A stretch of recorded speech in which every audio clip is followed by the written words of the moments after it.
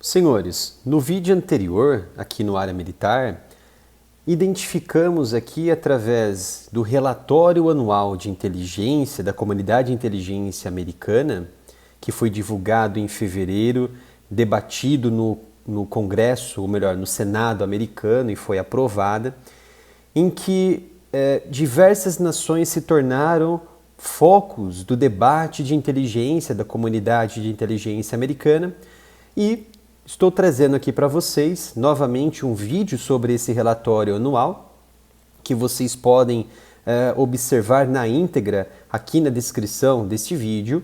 E no vídeo anterior trouxemos um debate, uma discussão relacionada com a China. O que os Estados Unidos observam da China neste momento, o que a inteligência ela levantou sobre os aspectos militares, econômicos, políticos da China. Se vocês quiserem observar esse vídeo, assistir, entender mais sobre todo esse assunto que envolve a China e a inteligência americana, sugiro para vocês navegarem, entrarem, assistirem o vídeo que foi postado dias atrás aqui no Área Militar, que realmente é um conteúdo ele é muito extenso, porém ele é muito interessante, muito importante para você entender como está atualmente o cenário, os fluxos, os suprimentos globais que passam pela China e os Estados Unidos está de olho nesse mecanismo, nesse complexo mecanismo militar, político e econômico da China. E hoje vamos falar aqui sobre a Rússia, em que esse relatório ele é baseado através de inteligência da comunidade que envolve agências de inteligência dos Estados Unidos, e é um relatório em que ele é obrigado anualmente a ser feito, ser realizado pelo governo ali que está atuando no executivo dos Estados Unidos, no caso a administração Biden, neste ano de 2023, e ele foi criado, esse gabinete do diretor de inteligência nacional em 2004 por conta dos ataques que conhecemos que ocorreu nos Estados Unidos em 2001, onde teve ali a presença de terroristas que realizaram diversos mecanismos de ataque em infraestruturas que deixou milhares de pessoas mortas nos Estados Unidos. Foi o maior ataque terrorista em solo americano. E a critério de curiosidade, os maiores terroristas no estrangeiro que atuam são sauditas. Então, por isso que há uma necessidade desse controle, desses relatórios anuais para a comunidade também, não somente de inteligência, mas para a comunidade dos Estados Unidos, americanos e seus parceiros e aliados. Que isso é muito interessante porque o diretor de inteligência, ele mostra serviço, ele mostra por que ele está atuando, por que ele é bem pago, por isso que o investimento em inteligência nos Estados Unidos está na casa ali de bilhões e bilhões de dólares anualmente. É por conta disso, por conta dessa eficiência de inteligência e também de espionagem dos Estados Unidos. Então vamos falar da Rússia. É claro que nesse cenário global que estamos agora passando, cenário de guerra, cenário de caos econômico, político, essa análise foi feita, análise realizada pela inteligência americana, foi muito importante porque trouxe aspectos que, a partir de agora, os americanos e os seus parceiros e aliados vão observar na Rússia. Isso envolve tantos meios militares, meios políticos, econômicos, cyberataques, espacial, entre outros fatores que condicionam para esse aspecto da Rússia, essa influência da Rússia globalizada. Então, trouxe aqui uns slides muito mais elaborados, muito bem elaborados do que o vídeo anterior sobre a China, porque não somente porque eu tinha um pouco de tempo, mas a Rússia realmente ela merece uma atenção maior. Então você tem aqui os objetivos e atividades regionais e globais. Por exemplo, guerra na Ucrânia. Você tem ali um evento que, segundo os Estados Unidos, foi um evento que não foi provocado. A Rússia ela invadiu de forma deliberada a Ucrânia, tentando remodelar as relações entre os seus vizinhos regionais e até mesmo ex-repúblicas soviéticas, para tentar diminuir, segundo os americanos, essa influência positiva do Ocidente sobre essa região. E também Putin ele tenta manter um teatro político, geopolítico, multifacetado, ou seja, você tem uma multipolaridade para que não haja somente uma nação hegemônica no planeta, que controle tudo e a todos, por exemplo, como os Estados Unidos. E isso na visão da Rússia. E até mesmo isso foi relatado dentro da inteligência, dentro do relatório. E essa escalada desse conflito, ele envolve, claro, e muito que diretamente um risco de um conflito mundial. Porque qualquer erro de cálculo entre esses agentes que estão atuando e que estão apoiando pode desencadear uma guerra de grandes proporções, uma guerra continental, por exemplo, na Europa. Então ele também se envolve em interesses de forma competitiva e às vezes confrontadora e provocativa. Por exemplo, os americanos eles não querem uma guerra direta com Estados Unidos ou OTAN e Rússia. Entretanto, essa guerra, segundo na visão dos Estados Unidos, essa guerra em curso na Ucrânia é vamos dizer assim, o Putin está empurrando a Rússia para realmente iniciar um conflito de longa escala, ou de escala inimaginável com a OTAN. Então ele tem uma forma mais provocativa e também isso é uma busca para evitar que sua imagem, que já estava instável desde a invasão ali de 2014, desde alguns confrontos, algumas intervenções, por exemplo, na guerra ali na Nagorno-Karabakh, Cazaquistão, outros conflitos no cenário, por exemplo, na Síria, em que a popularidade de Putin, segundo os Estados Unidos, estava instável. Então, Putin buscou isso, tentar trazer novamente essa imagem de líder que ele tinha e buscar melhorar essa posição doméstica que Putin tinha anteriormente, que foi se desgastando com o tempo. É claro que se um líder fica muito tempo no poder, certamente que a sua imagem vai sendo desgastada conforme os anos vão se passando. Então essas ações escalatórias adicionais da Rússia teve um esforço sim de reconquistar esse apoio do público. E ainda, nesse cenário, que é um dos tópicos aqui desse slide, você observa que a Rússia ela usa essas alegações de forma muito intensificadas de que os Estados Unidos estão usando a Ucrânia para substituir, por exemplo, para tentar atingir de forma muito forte a economia da Rússia e tirar a Rússia desse cenário multipolarizado e ficar somente China e os Estados Unidos. Só que esse cenário é quase impossível.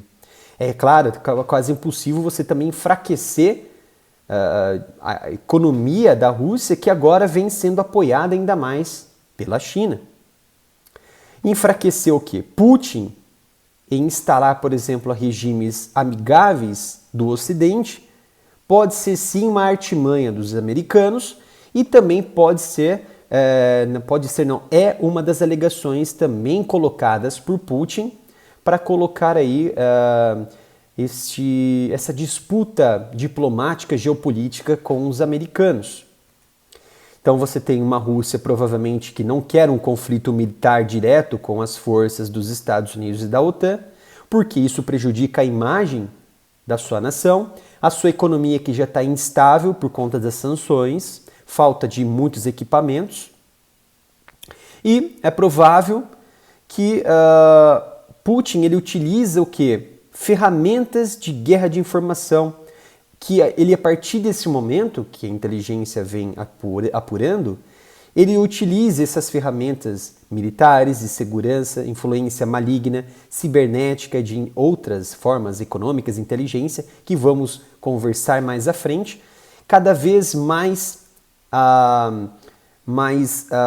com uma maior intensidade nesses próximos tempos que vão sendo colocados para nós. Por quê? Você tem uma situação em que uma guerra ela provavelmente vai durar muito tempo.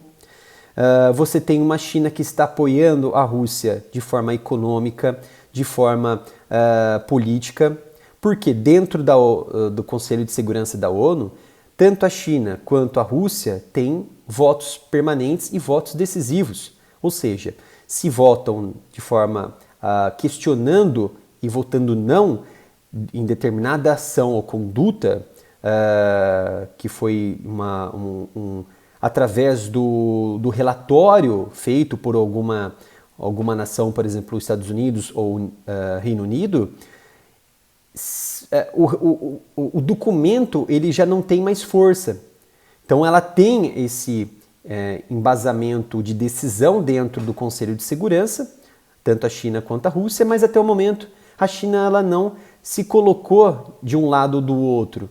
Ela falou que há uma necessidade de estabelecer a paz, mas ao mesmo tempo ela não colocou que houve sim uma invasão da Rússia de forma deliberada. Ela não colocou isso. Ela não também votou contra as ações da Rússia. Ela sim se absteve.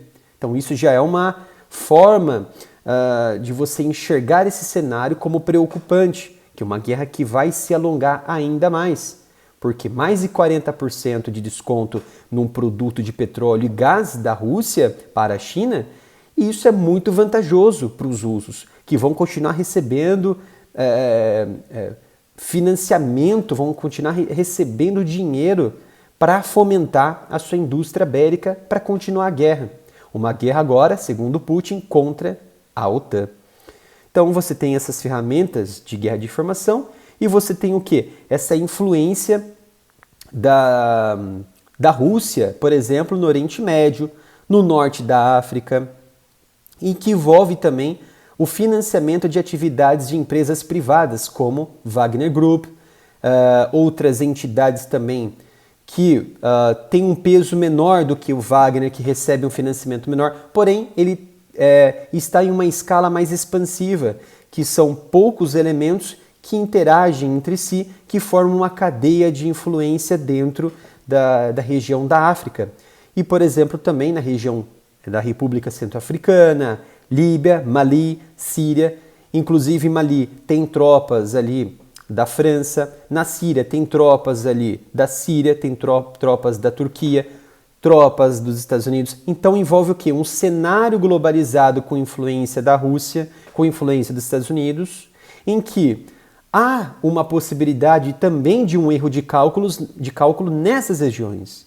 Essas regiões são produtoras de radicais, produtoras de insurgentes, e que são financiados também por esses elementos. Rússia, França, Estados Unidos. Então temos assim um cenário em que precisamos enxergar os bastidores.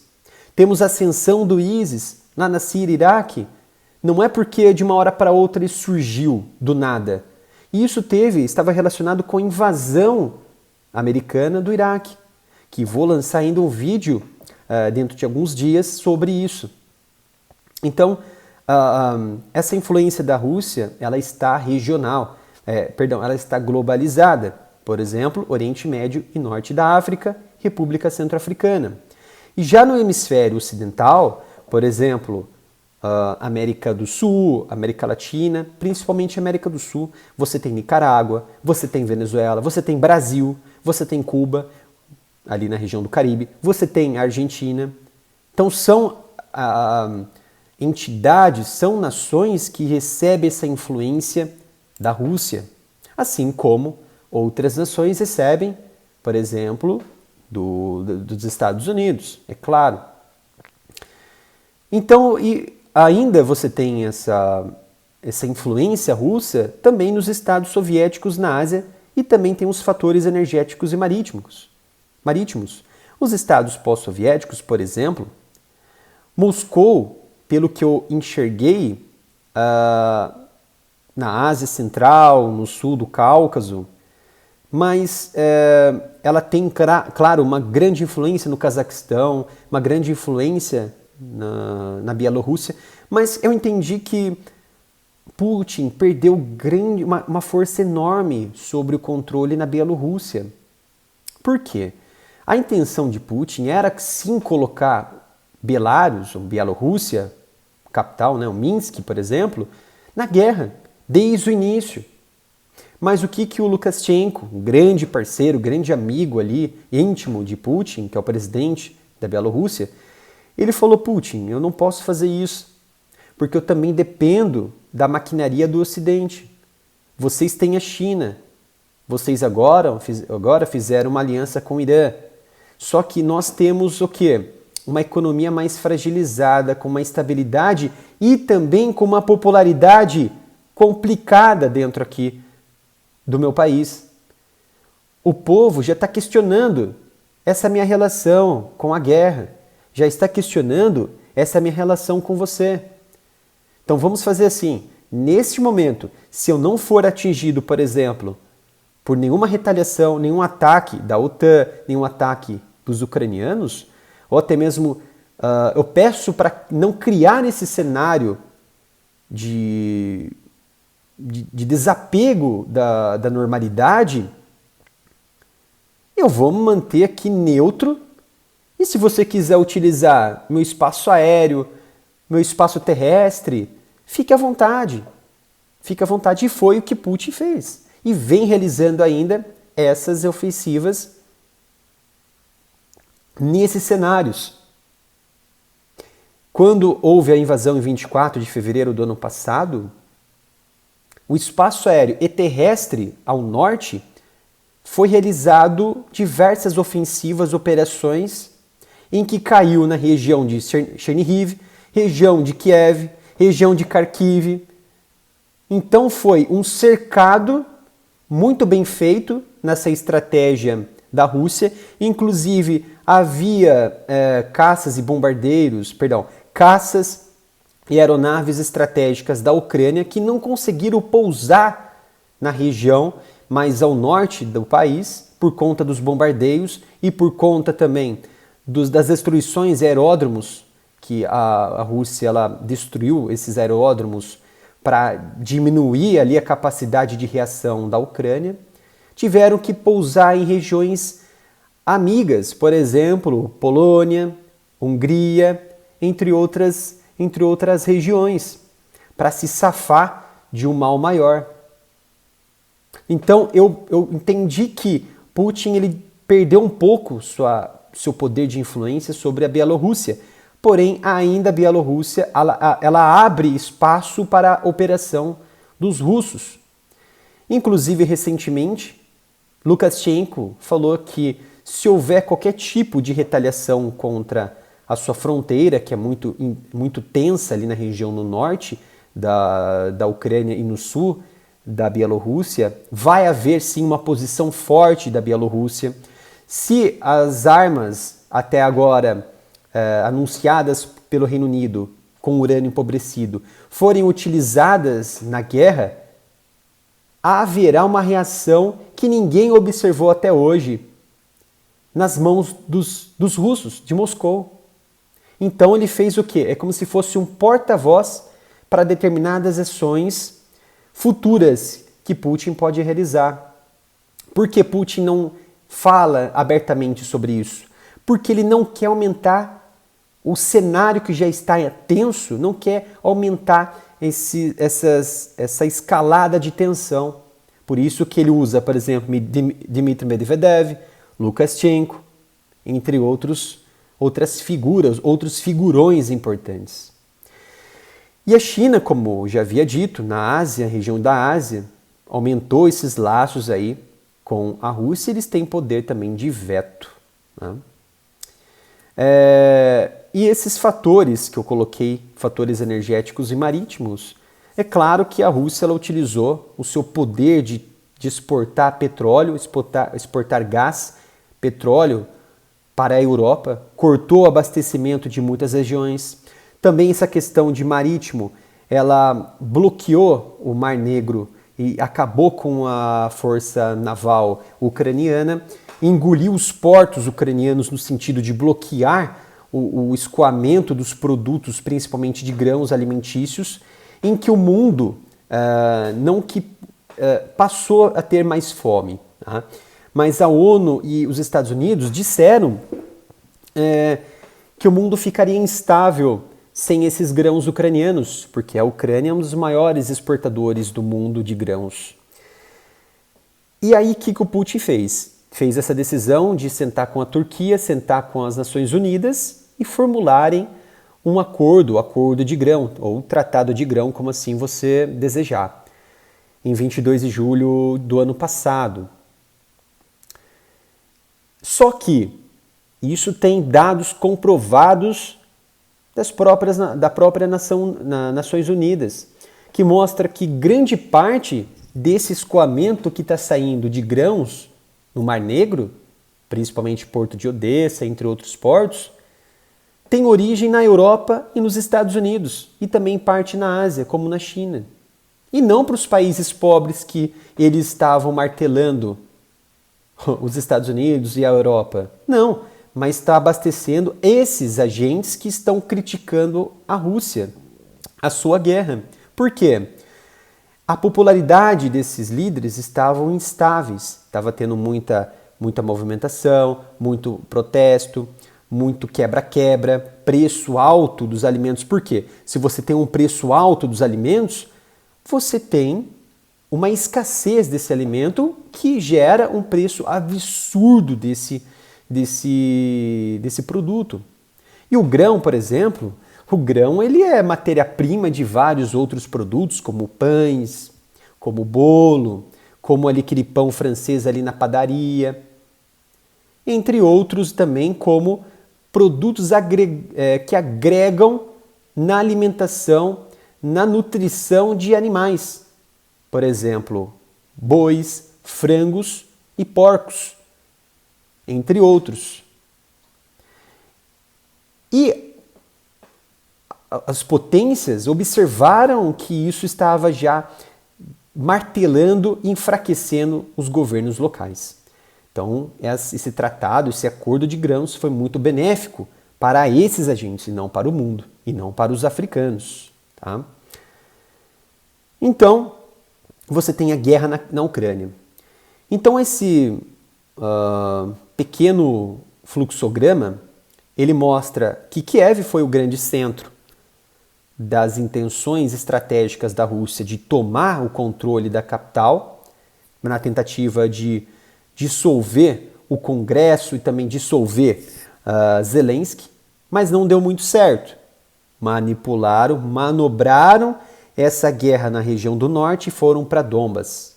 E ao mesmo tempo as forças armadas ucranianas muito bem preparadas para absorver esses ataques, porque eles foram treinados e melhorados em seus aportes, equipamentos bélicos pelos Estados Unidos desde 2014. Então você teve o quê? Essas mobilizações parciais de 2022 até a data de hoje. Ah não, mas por que a data de hoje, sendo que o decreto de Putin, decreto executivo, falava que eram 300 mil militares e agora teve 330 mil militares comprovadamente convocados, passaram por todo um processo de restauração para serem colocados no campo de batalha, principalmente na região do leste. Antes foi em Kherson, depois passou para a região transição ali da Crimeia, aí foi para o leste ucraniano, que é a região de Donbas. Não, ainda há indícios, ainda há inteligência que demonstra que essa mobilização de Putin ainda está em andamento. E agora Putin vai aumentar em muito o seu contingente ativo com novos recrutamentos a nível federal. Então vai passar isso e vai chegar mais ou menos a 1,5 milhão de militares em atividade, ativos, ou seja, de carreira e não reservistas, tá? Muitos estão confundindo aí. E as capacidades militar ou capacidades militares? Então vem essa questão que a inteligência americana ela levantou,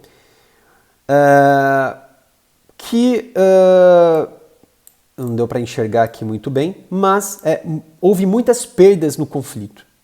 Que conflito? Na Ucrânia. Houve muitas perdas. E o que aconteceu com isso? Essas perdas resultaram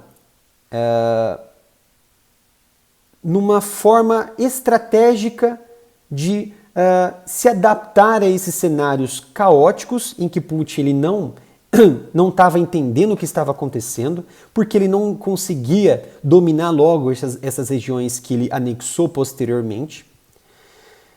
E essas perdas, tanto humanas, perdas materiais, resultaram no caos na base industrial de defesa da Rússia, até neste momento, em que vai demorar meses para alguns equipamentos e até anos para a reposição do arsenal de reserva da Rússia e o arsenal ativo de prontidão da Rússia. Então vejam só, isso representa uma capacidade de ameaça convencional reduzida para a Europa e para o mundo. Porque a Rússia ela faz uma guerra de desgaste, mas automaticamente ela está imersa numa guerra de desgaste, ela está imersa num produto de uma base industrial também de desgaste. Isso por conta de dissolução da União Soviética, em que a sua economia, a sua indústria de vários setores também estavam fragilizadas, essas indústrias. Então, houve uma adaptação da base industrial de defesa e para que essa base industrial de defesa pudesse continuar o seu trabalho, porque ela precisava do quê? De chips, de tecnologia eletrônica, sendo que o Ocidente bloqueou, sancionou essas exportações para a Rússia. E quem ficou ali como um poste ou um estepe da Rússia? A China. Então, houve um acordo bilateral com a China, acordo bilateral com o Irã, acordo bilateral com a Coreia do Norte, entre outras nações, para fomentar a indústria militar da Rússia que se adaptou a esse cenário. E os fatores energéticos, ou seja, gás, petróleo, foram a moeda de troca da Rússia, que passou a diminuir o preço dos produtos para a China, passou a oferecer outros equipamentos tecnológicos também para o Irã, como caças, entre outros produtos, e até mesmo, vejam só que perigoso, até mesmo a capacidade de desenvolvimento de tecnologia nuclear, de armas nucleares. E isso, com certeza, a Rússia já está auxiliando em alguns pontos o Irã. Então isso vai demorar anos de reconstrução. Houve, claro, esse enfraquecimento nessa ameaça continental, porque a Rússia ficou um pouco mais fraca, entre aspas, segundo os Estados Unidos.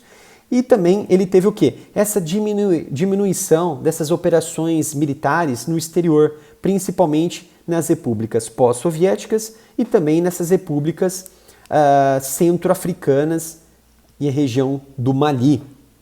Por quê? Wagner Group, por exemplo, e outras entidades operacionais passaram a ter menos auxílio financeiro e também bélicos de equipamento, porque a guerra da Ucrânia está consumindo o Kremlin, está consumindo Moscou. E aí entramos o quê? Já estamos aí finalizando o vídeo. Capacidades nucleares da Rússia. Você tem uma Rússia que está fazendo uma expansão nuclear com desenvolvimento de equipamentos pesados, de ataques de longo alcance. Está desenvolvendo o quê? Produtos, cabeçotes, novas ogivas que estão sendo implantadas em equipamentos. Só que essa perda na guerra na Ucrânia provocou sim uma instabilidade política no Kremlin, só que para você contornar isso, qual que é a saída do Putin? Qual que é a saída dos seus oligarcas? É ameaçar com uma retaliação nuclear. Por quê? A retaliação convencional não está dando certo, está tendo um enfraquecimento econômico, um enfraquecimento político e popular. Isso faz com que o Ocidente aumente ainda mais o seu entusiasmo, o seu moral e o fornecimento de equipamentos para a Ucrânia. A Rússia se vê num beco sem saída e ameaça diretamente com armas nucleares se a economia ruir, se houver um ataque em solo russo, se sempre com essa condição. Mas houve ataques dentro de Moscou, houve ataques na Crimeia e nada foi realizado. E isso faz o quê? Uma perda da moralidade de Vladimir Putin, a perda dos valores de Vladimir Putin, que ele prometeu, mas não fez. Isso vai enfraquecendo a imagem dele, vai enfraquecendo. Então, eles utilizaram diversas narrativas de garantia final com o uso de armas nucleares. Ele saiu desse tratado New START. Ah, mas ele não saiu, ele suspendeu. É a mesma coisa. Se você suspende, por exemplo, uma fiscalização por inspetores, você começa a aumentar as suas atividades, seu desenvolvimento de mísseis de longo alcance, mísseis estratégicos e não estratégicos, você já está saindo, você escapou do tratado New START. E por que Putin quer isso? Porque ele quer sim aumentar o seu aporte, o arsenal nuclear, e ao mesmo tempo ele quer estimular e pressionar os americanos para colocar quem também nesse barco, nesses acordos? Reino Unido, França, até mesmo Índia, até mesmo a China. Ele quer incluir nesta seara. Por isso que ele vem pressionando, e não está errado, em pressionar para colocar outras nações em acordos multilaterais. Não está errado. É interessante isso, é interessante. A gente fica, né? Pô, será que isso está certo ou não? Mas se for observar no cenário globalizado, no cenário de ameaça, isso está correto. Ah, mas quando você faz um acordo bilateral, você tem maiores cláusulas, maiores controles. Mas é só você realizar dentro dessa multilateralidade políticas bilaterais centralizadas, políticas definidas para determinada nação. Aí você tem a Rússia como a maior detentora de armas nucleares, ou seja, de ogivas nucleares, 5.977. Então, realmente, em segundo lugar, os Estados Unidos com 5.428 e a China, que vai chegar a mais de 1.000 até o próximo ano, com mísseis estratégicos baseados em silo. Vejam só que interessante. E aí você tem as atividades gerais, nuclear, como havia dito, cibernética. Os americanos vêm atuando de diversas formas, atacando ali setores estratégicos dos Estados Unidos, da Ucrânia, da Europa. Você tem operações malignas. Os americanos, segundo a inteligência, o relatório de inteligência, define que intervieram nas eleições lá nos Estados Unidos. Só que vejam só, ele não citou qual eleição. Ele não citou aquelas alegações em que falaram que Trump recebeu influência de Putin, foi favorável na sua eleição, por isso que se elegeu. Não colocou isso. Não colocou exatamente esse ponto nesse relatório. Então, tudo que foi falado sobre Trump são cenários somente para promover um caos gerado por algum movimento, alguma entidade, algum agente específico, opositor ao Trump, para manter a política como ela era antes. E você tem espacial. Hoje você tem uma Rússia competitiva no setor espacial, você tem uma Rússia muito bem formulada e experiente em atividades experimentais no espaço, com satélites, mas também você enxerga que a maior competidora dos Estados Unidos não é ainda a China, é a Rússia. por conta das suas capacidades de guerra, das suas capacidades de manipular satélite, das suas capacidades de enxergar o mundo vista lá do céu, vista lá do espaço, melhor dizendo. E outro fator interessante é que eles possuem um sensoriamento remoto muito importante, que ele tem uma capacidade de enxergar o mundo. Ele tem constelações também, a Rússia, não somente o GPS dos Estados Unidos. Tem o GLONASS, tem outros tipos de aparelhos que fomentam isso. E os russos, vamos entrar aqui no outro slide. Você tem que os russos, por exemplo, no espaço, o programa deles, apesar de estar aí com problema por conta da guerra, houve sanções, os russos também estão em falta de materiais estratégicos para a produção de equipamentos de foguetes, de mísseis e também de insumos espaciais, como o titânio, que é utilizado por ser uma peça, um metal mais leve do que o aço, mais resistente do que o aço, do que o ferro. Então, nesse cenário, o programa espacial russo, ele tem um viés também, não de exploração, mas também de retaliação, porque você tem armas antissatélites. Putin já ameaçou, se a Starlink continuar utilizando o seu sensoriamento remoto para marcar posições para favorecer a artilharia da Ucrânia, vai destruir satélites dos Estados Unidos. Porque eles vêm desenvolvendo meios para isso, meios, armas, mísseis antissatélites, armas de energia direcionadas que confundem determinados aparelhos, promovem medidas de guerra eletrônica.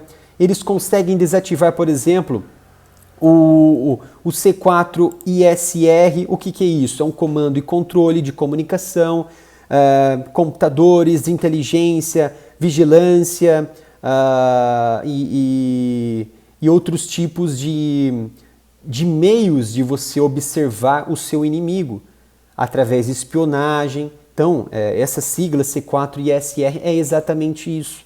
Desativar GPS através do quê? De armas de energia direcionadas, armas antissatélites. Para o que também? Atingir o quê? O domínio espacial. Para fazer o quê? Tornar o Ocidente mais fragilizado. Então, senhores, o vídeo ficou extenso, porém é necessário debatermos sobre esse assunto, porque esse relatório de inteligência dos Estados Unidos esse relatório é muito enriquecedor, é muito interessante observarmos, lermos em sua íntegra, não somente trechos ali de jornais e mídias que colocam, que às vezes alteram determinados pontos. Não, aqui vocês vão entender na íntegra. E nos próximos vídeos vamos falar ali de Coreia do Norte, vamos falar de Irã, entre outros fatores que envolvem esse relatório extremamente interessante dos Estados Unidos. Se vocês gostaram, não deixem de se inscrever no canal, ativarem o sino de notificação, deixarem um like e também seguirem as nossas redes sociais, Twitter e Instagram, pelo @AreaMilitarOff. E se possível, sempre venho pedindo isso, mas porque realmente é importante. O YouTube com temas sensíveis como esse, talvez esse não, mas outros de guerra e geopolítica, infelizmente ele derruba o engajamento, corta a monetização.